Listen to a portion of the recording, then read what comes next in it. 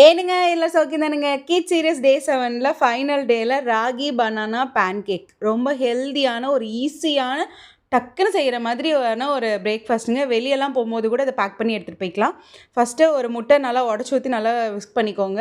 இது கூட வந்துட்டு நம்ம வாழைப்பழத்த வந்து நல்லா ஃபோர்க் ஸ்பூன்லயே நல்லா மசிச்சுக்கலாம். இல்லைனா மிக்ஸில கூட போட்டு அரைச்சுக்கலாம். போட்டு 2 ஸ்பூன் ராகி மாவு, 1 ஸ்பூன் கரும்பு சர்க்கரை போட்டு நல்லா வந்து கலக்கிக்கோங்க.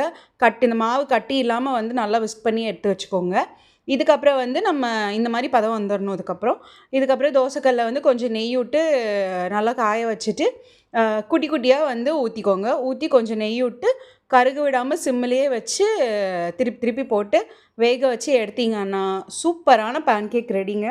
குழந்தைங்களுக்கு இது செஞ்சு கொடுங்க. கட்டாயம் ரொம்ப பிடிக்கும்.